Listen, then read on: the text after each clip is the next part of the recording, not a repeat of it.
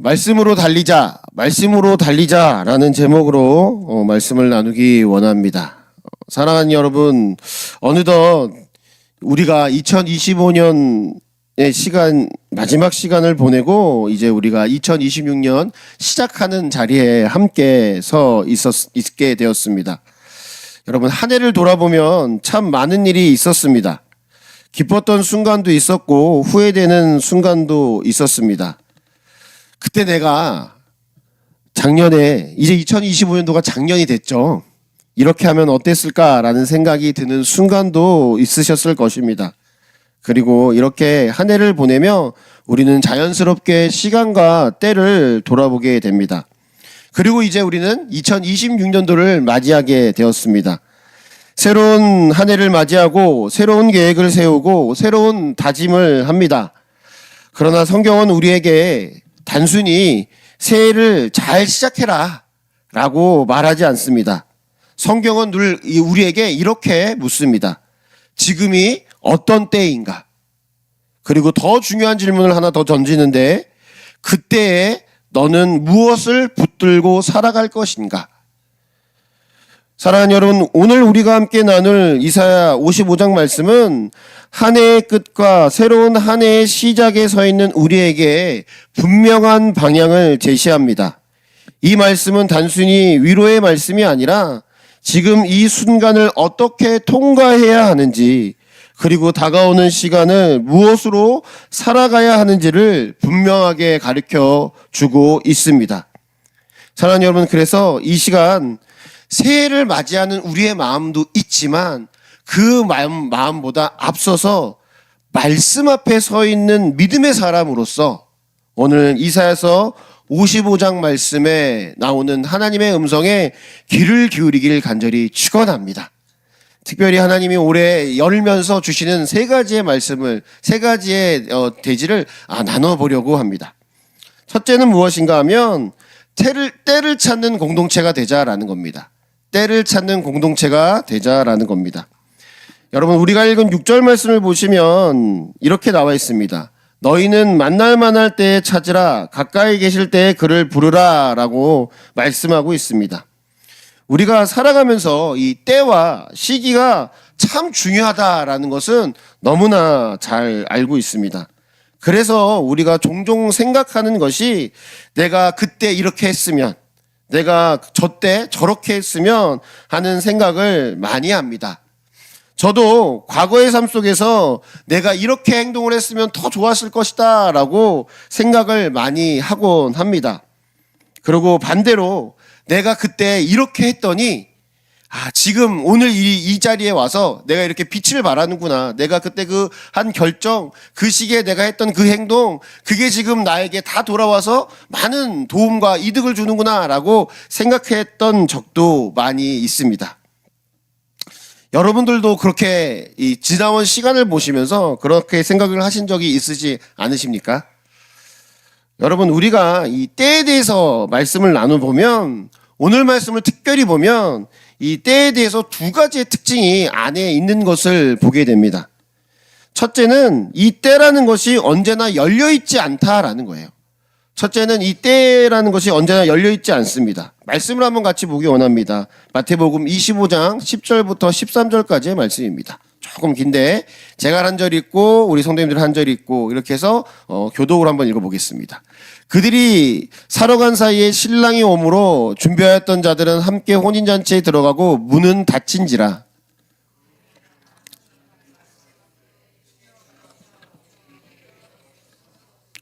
대답하여 이르되 진실로 너희에게 이르노니 내가 너희를 알지 못하노라 하였느니라. 즉 깨어있으라, 너희는 그날과 그때를 알지 못하느니라. 아멘. 사랑하는 여러분, 우리가 읽은 이 마태복음 25장 말씀은 10처녀의 비유로 지혜로운 5처녀와 미련한 5처녀가 있어서 자신의 혼인잔치에 기름을 준비한 지혜로운 5처녀와 기름을 준비하지 못한 미련한 5처녀의 내용의 마지막 부분을 우리가 읽어보았습니다. 미련한 5처녀가 이제 뒤늦게 기름을 준비하려고 나아간 사이에 이 혼인잔치가 문을 닫히게 되고, 그리고 다시 열리지 않게 되는 것을 우리가 보게 됩니다. 예수님은 이 비유를 말씀하시며 깨어있지 않으면 그때를 알지 못한다라고 말씀하고 계십니다. 그렇기 때문에 이 때는 우리에게 언제나 늘 주어지지 않습니다. 그러면 이 때의 시작과 끝을 주관하시는 분이 누구십니까? 바로 하나님이십니다. 혼인잔치의 주인이신 예수님이 들어오시면 이 혼인잔치의 입장의 때가 끝나는 것처럼 시작과 끝을 주관하시는 분이 바로 하나님이시다라는 것이죠. 이 때의 시작과 끝을 주관하시는 분이 하나님이십니다. 두 번째는 이 때는요, 이 열어주시는 분도 결국에는 하나님이시다라는 거예요. 시작과 끝이 있다는 것처럼 열어주시는 분도 하나님이십니다. 우리가 읽은 6절 말씀에 만날만한 때라는 말의 원문을 보면 하나님이 발견되시도록 허락하실 때라는 뜻으로 읽혀질 수 있고, 가까이 계실 때라는 것은 하나님이 멀리 숨지 않고 임재하시는 때를 말합니다. 그러니까 이렇게 발견하는 것을 허락하시는 것, 또 하나님이 숨지 아니하시는 것이 결국 이 모든 때를 하나님께서 주도하고 계신다라는 것을 밝히 말해주고 있다라는 것이죠. 여러분, 이 세상 사람들이 생각하기를 이 중요한 때, 중요한 시기를 내가 조절할 수 있다라고 사람들은 많이 생각을 합니다.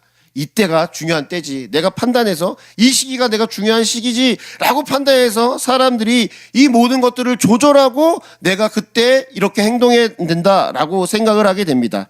그런데 여러분, 사실은 그때와 시기는 우리가 어떻게 할 수가 없습니다. 전도서 말씀 3장 11절 말씀을 보시면 이러한 말씀이 나와 있습니다. 우리 함께 한번 읽어보도록 하겠습니다. 고개를 들으시고 함께 읽겠습니다. 시작. 하나님이 모든 것을 지으시되 때를 따라 아름답게 하셨고 또 사람들에게는 영혼을 사모하는 마음을 주셨느니라. 그러나 하나님이 하시는 일의 시종을 사람으로 측량할 수 없게 하셨도다. 아멘. 우리가 읽은 전도서 3장 말씀을 보면 때에 대해서, 이 때에 대해서 가장 잘 알려진 말씀이 이 전도서 3장 말씀입니다. 범사에 기한이 있고 천하만사의 때가 있다라고 시작되는 전도서 3장 1절 말씀에 맨 처음이 날 때가 있고 죽을 때가 있다라고 해서 쭉 말씀이 이어져서 8절쯤 되면 전쟁할 때가 있고 평화할 때가 있다라고 말하며 이 때에 대한 말씀을 쭉 이어서 갑니다. 그렇게 말씀하면서 11절에 우리가 읽은 말씀, 이 말씀을 따라서 결론의 말씀을 하시는데, 이 말씀을 보시면 하나님께서 모든 것을 때에 따라 어떻게 하셨어요? 아름답게 하셨고, 그 다음에 마지막에 하시는 것이 이 시작과 끝을 하나님께서 사람이 측량할 수 없게 만드셨다라고 이야기하고 있습니다. 그러니까 하나님은요, 의도적으로 우리에게 때와 시기를 측량할 수 없게 모든 것을 만드셨다라는 것이죠. 그런데 우리가 이 때와 시기를 자꾸만 조절하려고 합니다. 이 때가 맞고 이 시기가 맞고 라고 생각을 한다라는 것이죠. 그러니 수많은 사람들이 하나님의 뜻을 알지 못하고 이 때를 잡으려고 하고 이 시기를 잡으려고 하다가 쓰러지고 넘어지게 된다라는 것이죠. 사랑하는 여러분, 때와 시기는 하나님이 주관하시고 그것을 정하십니다. 그러기에 우리는 겸손히 그때를 깨어서 바라보셔야 한다라는 거예요. 사랑하는 여러분, 그러면 때와 시기가 너무나도 중요하고 그것을 주관하시는 분이 하나님이시다라는 것을 우리가 알았습니다. 그렇다면 하나님께서 주관하시고 허락하실 때 우리에게 주어진 수많은 때가 있잖아요. 결혼할 때도 있고, 뭐 직장에 들어갈 때도 있고, 청년들에게는, 아니면 우리에게는 이제 많은 재산을 얻을 때가 있고, 이런 수많은 때를 우리에게 하나님께서 허락하시기도 하고 닫으시기도 하는데, 그러한 때와 시기 중에 가장 중요한 때가 무엇일까요? 어느 때가 가장 중요할까요? 우리의 삶 속에서 하나님이 그 모든 것을 주관하시는데 어느 게 가장 중요할까요? 어떤 때를 하나님이 허락하실 때가 가장 중요할까요? 그것이 우리가 읽은 말씀 7절에 나와 있습니다. 7절 말씀을 보시면, 이사야서 55장 7절 말씀을 보시면 이렇게 나와 있습니다. 악인은 그의 길을, 불의한 자는 그의 생각을 버리고 여호와께로 돌아오라. 그리하면 그가 긍휼히 여기시리라. 우리 하나님께로 돌아오라. 그가 너그럽게 용서하리라. 사랑하는 여러분, 이게 무슨 때예요? 우리 삶 속에서 가장 중요한 때는요, 우리가 죄인이라는 것을 알고 회개할 때입니다. 여러분, 우리에게 가장 중요한 때는 돈을 많이 벌 때, 결혼할 때, 직장을 얻을 때, 자녀를 얻을 때, 손을 얻을 때, 이런 때도 너무너무 중요해요. 그런데요, 우리의 삶 속에서 가장 중요한 때는 우리가 죄인인 걸 알고 하나님이 우리의 죄를 용서해 주시는 그 회개의 순간이 가장 중요한 순간이에요. 그리고 그때를 누가 허락해 주세요? 하나님이 허락해 주시는 그 시기를 우리는 반드시 잡으셔야 된다는 거예요. 여러분, 앞서서 말씀드린 것처럼 이 회개할 때, 이 회개할 수 있는 이 시기, 회개할 수 있는 마음을 주시는 그때, 이것도 누가 주셔야 가능할까요? 하나님이 주셔야 가능해요. 여러분, 제가요, 한 번은 청년 때 이렇게 살면 안 되겠는데? 라는 생각을 하면서 회개하고 싶어서 스스로 이 회개를 한번 해보겠다고 나의 죄를 막 이렇게 고백을 했습니다. 그러니까 무슨 일이 일어났을까요? 회개는 안 되고 제 마음속에 성질만 일어납니다. 내가 회개하겠다고 마음을 먹어도, 그리고 나의 죄를 하나하나 고백을 해도 나 자신에게만 화만 나고 실망하고 낙심하게 된다라는 것이죠. 그러기에 이때 하나님이 회개하라고 주는 이때가 너무너무나도 중요한 그때다라는 것입니다. 여러분, 18세기 부흥의 시대에 존 웨슬리라고 하는 귀한 부흥 강사가 있었습니다. 그분의 설교에 큰 감명을 받은 한 사람이 있었는데, 이 사람이 즉시 회개하지 않고 이 회개를 미루던 청년이 한 명 있었습니다. 그리고 그 청년은 나의 청년기가 다 끝날 때쯤에 하나님께 돌아가겠습니다 라고 이제 교회에 말하고 세상의 재미를 더 누리면서 그가 살아갔습니다. 그런데 안타깝게도 그 청년이 뜻밖의 사고로 생명을 잃고 말았습니다. 그의 유품을 정리하는 그 순간에 남긴 마지막 마지막 장에는 이렇게 써 있었습니다. 하나님, 조금만 더 있다가 라는 문장이 적혀 있었다고 합니다. 이거는 비극적인 사례이지만 우리에게 시사하는 바는 굉장히 큽니다. 하나님께 나아가는 일은 결코 미룰 수 없는 시급한 문제입니다.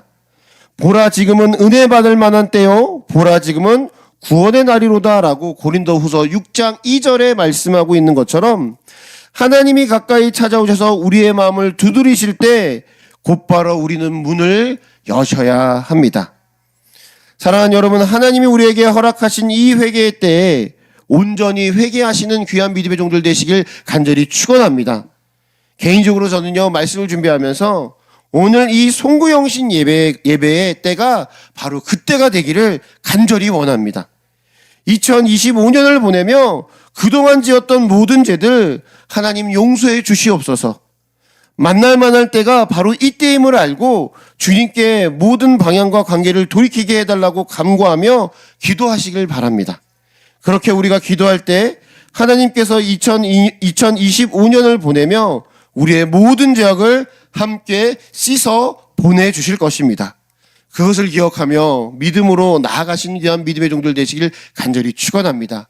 때와 시기가 너무나도 중요한데 우리에게 가장 중요한 때는 하나님께서 우리에게 회개할 마음과 자복하는 마음을 주셨대라는 것을 꼭 기억하고, 바로 오늘 그 마음을 받아서 2025년도를 보내면서 우리의 모든 죄악들을 다 씻어버리시는 그 귀한 믿음의 종들 되시길 간절히 축원합니다. 두 번째는 무엇인가 하면, 두 번째는 나의 생각을 내려놓고 하나님의 생각을 신뢰해야 한다라는 것입니다. 나의 생각을 내려놓고 하나님의 생각을 신뢰해야 한다라는 것입니다. 여러분, 우리가 읽은 본문의 8절과 9절은 하나님의 지혜와 지식의 무궁함을 말할 때 인용되는 말씀입니다. 여기서 앞선 본문의 흐름을 따라, 이 회개에 대한 흐름을 따라 8절과 9절 말씀을 보시면, 하나님은 우리와 다르시기에 우리 죄를 완전히 용서하시고 새로운 기회를 주실 수 있다라고 이 말씀을 우리가 볼 수 있습니다. 여러분, 우리는 이 사람을 볼 때 그 사람을 쉽게 단정하고 그 사람을 쉽게 정죄합니다. 그러나 하나님은 저와 여러분을 그렇게 보시지 않으십니다.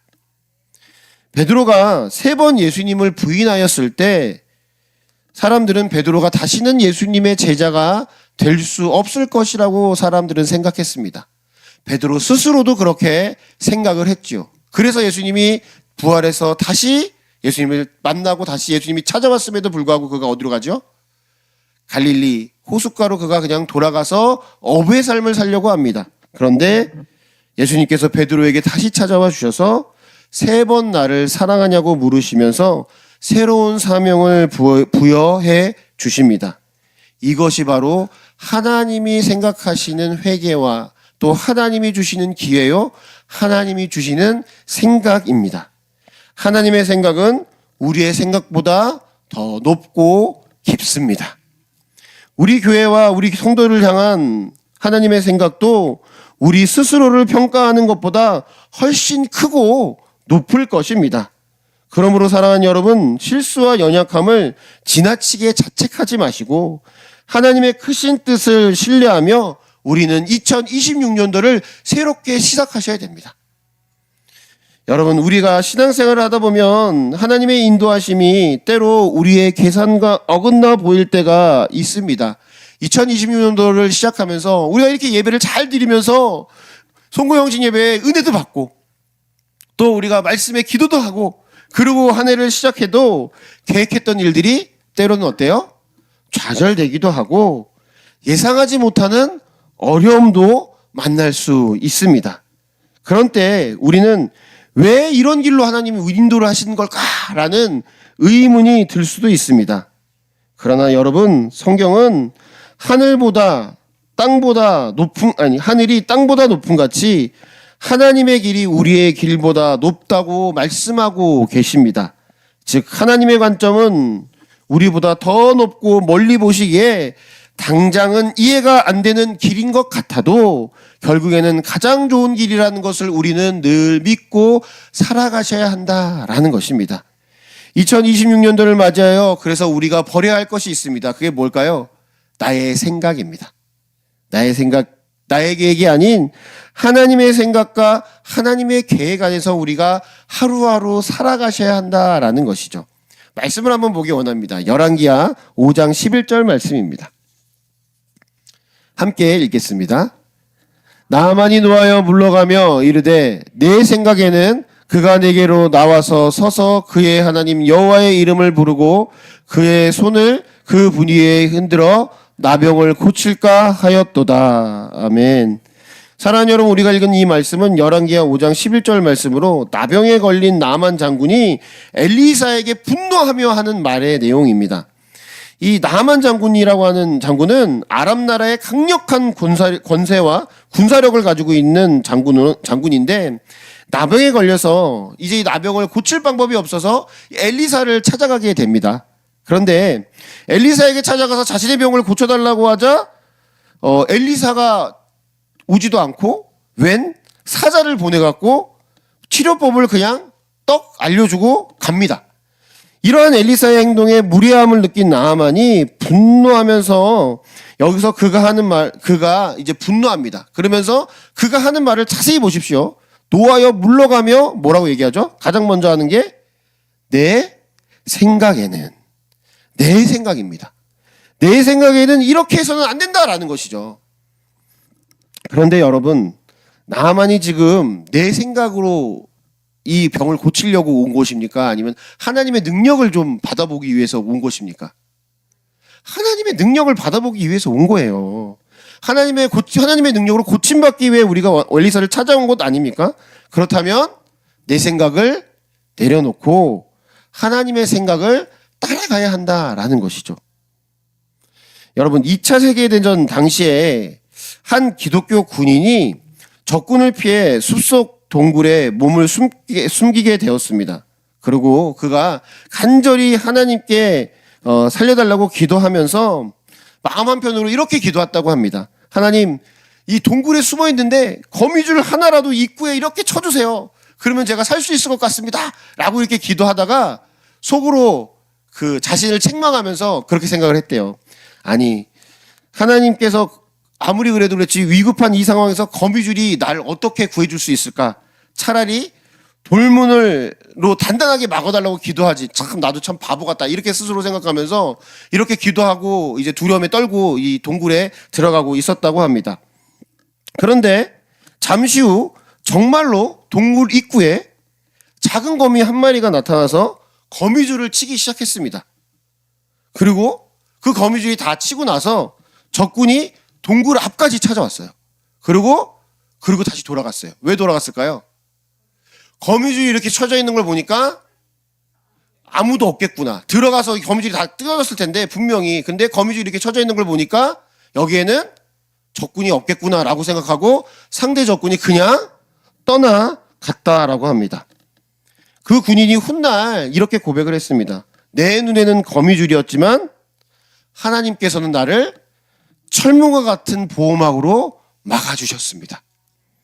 여러분, 이 얘기는 내 생각은 너무 약하고 보잘것없어 보이는 하나님의 그 방법이요, 하나님 뜻 안에서는 가장 정확하고 가장 완전한 구원의 방법이 될 수 있음을 보여주고 있다라는 것이죠. 여러분, 우리가 생각할 때는 하나님이 하시는 여러 가지 방법들이 마음에 들지 않을 때가 늘 있으셨죠? 아마 2026년도도 아마 그러실 수도 있을 것 같아요. 내가 생각할 때는 내 생각에는 이렇게 좀 해주셔야 될 것 같은데, 내 생각에는, 제 생각은 어떨까요? 내 생각에는 이제 목사님한테 잘 받았으니까 이제 2배, 다음엔 4배, 막 이렇게 하기를 되게 얼마나 원하겠어요, 제가. 하나님 좀 그렇게 좀 해주십시오. 그렇게 기도하지만 아마도 오늘 말씀을 준비하면서 저도 생각을 했는데, 내 생각은 네 생각과 다르다. 하나님께서 생각하시는 가장 좋은 방법으로 2026년도를 이끌 것이고, 그것을 우리 사랑하는 성도님들을 하나님이 선하게 이끌 것이고 우리 교회를 이끌어 갈 것이야 라고 저에게 말씀을 해주시는 것 같았습니다. 사랑하는 여러분, 우리는 이렇게 예배당에 함께 나와서 함께 예배를 드리면서 지난해를 감사함과 회개함으로 보내고 새롭게 한 해를 하나님과 함께 보내고 있습니다. 여러분, 우리가 이렇게 예배 드리는 이유가 뭐예요? 같이 은혜 받기 위해 나오시는 이유가 무엇이겠습니까? 내 생각보다 하나님의 뜻을 우선시하겠다는 결심을 하고 나오신 것 아니십니까?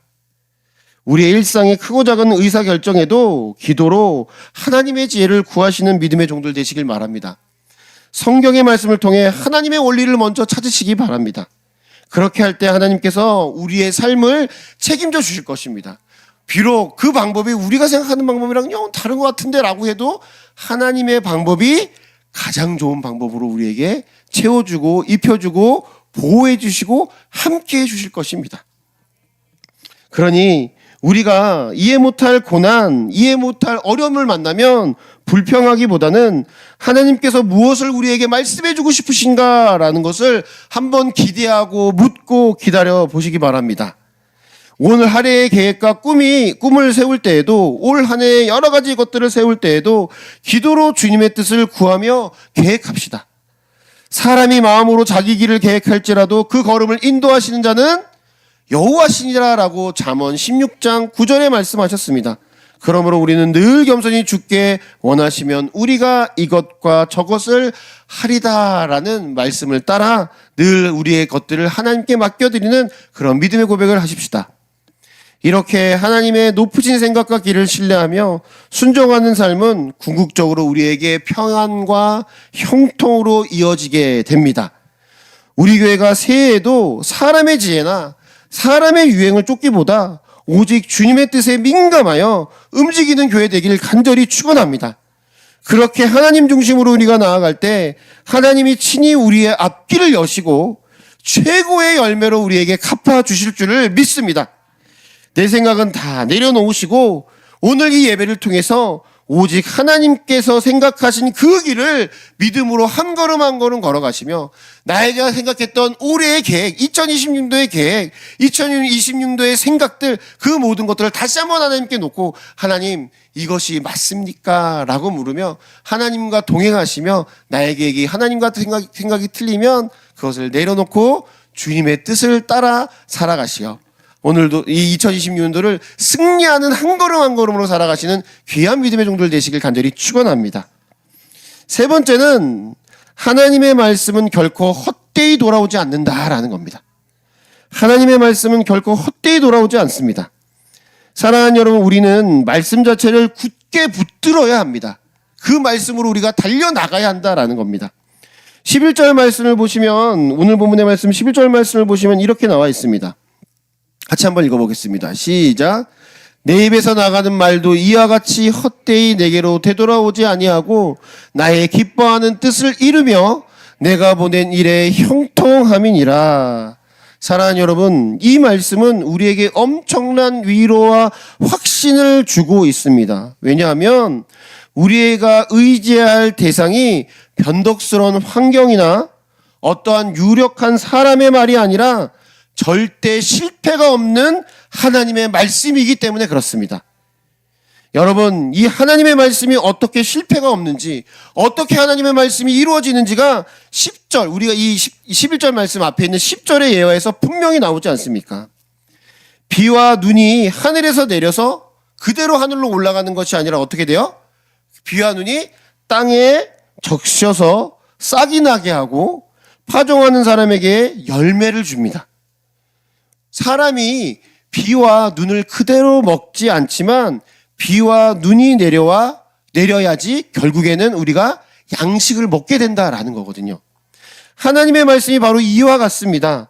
하나님의 말씀이 처음에는 이해되지 않고 내 삶과 상관없는 것처럼 보일 수 있습니다. 그러나 그 말씀은 반드시 생명을 낳고 사람을 변화시키며 공동체를 움직입니다. 말씀을 받은 한 사람이 말씀대로 살아가기 시작할 때 그 영향은 주변으로 퍼져 공동체를 바꾸고 나라를 바꾸고 민족을 바꾸고 한 시대를 움직이기도 합니다. 그러므로 하나님의 말씀은 결코 헛되이 나갔다가 결코 헛되이 돌아오지 않습니다. 지금도 살아 역사하시며 우리를 먹여 살리시는 것이 바로 하나님의 말씀인 것을 우리가 다시 한번 고백하며 믿음으로 나아가야 한다라는 것이죠. 여러분, 믿음으로 말씀을 붙든 수많은 사람 중에 한 가지 이야기를 소개하려고 합니다.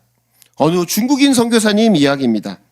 이 선교사님은 중국인으로서 공산정권 아래에서 복음을 전하다가 투옥하게 되었습니다. 외부와 차단된 채 고문을 당하면서 그가 암송했던 구절 하나만 딱 붙잡고 그가 그 고문과 그 고난을 견뎠다고 합니다. 그가 붙든 말씀이 뭐냐면 오늘 우리가 읽었던 55장 11절 말씀입니다. 내 말이 나의 보낸 일에 형통하리라.